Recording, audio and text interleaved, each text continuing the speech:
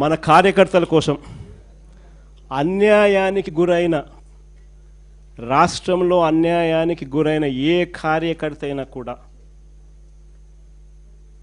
Digital book ఇప్పుడు launch చేస్తా ఉన్నాం. మీ అందరి సమక్షంలో రాష్ట్రంలో అన్యాయానికి గురైన కార్యకర్తల కోసం డిజిటల్ బుక్ ఈరోజు లాంచ్ చేస్తా ఉన్నాం.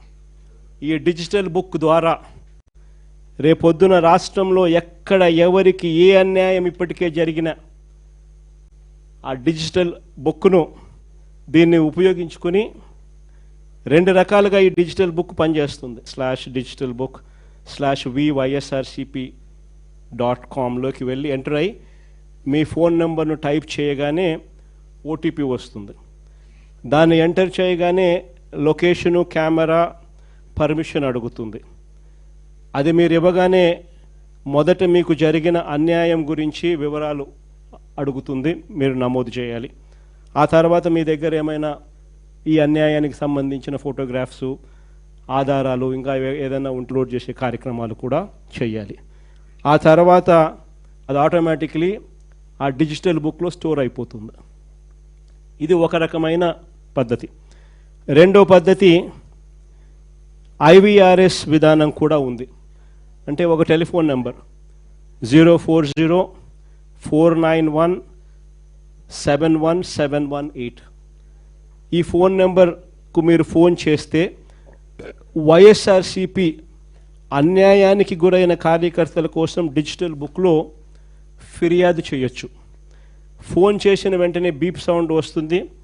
వెంటనే ఫిర్యాదు చేయాలనుకున్న వాళ్ళు తమకు జరిగిన అన్యాయము, తాము ఏ నియోజకవర్గం నుంచి చేస్తున్నారో చెప్పాలి.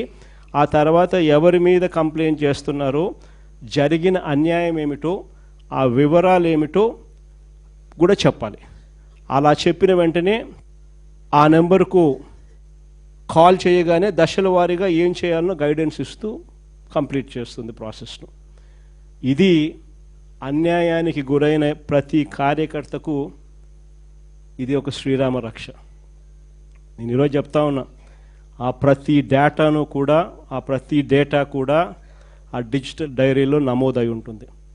రేపు పొద్దున మనం అధికారంలోకి వచ్చిన తర్వాత ఈ డిజిటల్ డైరీలో నమోదు చేసిన ఈ కేసులను మీద ప్రత్యేకమైన బృందాలను పెడతాం.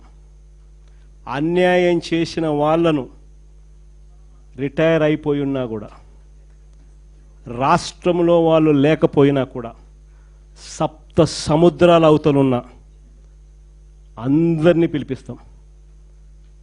చట్టం ముందర నిలబెట్టించి శిక్ష పడేలా అన్యాయానికి ఈరోజు గురైన వ్యక్తికి సంతోషం కలిగించేలా ప్రతి అడుగు దీని ద్వారా పడుతుంది. ఖచ్చితంగా వీళ్ళేదో రెడ్ బుక్ అంటా ఉన్నారు. రేపు పొద్దున డిజిటల్ బుక్ ఎలా ఉంటుందో కూడా వీళ్ళందరికీ కూడా అర్థం కావాలి.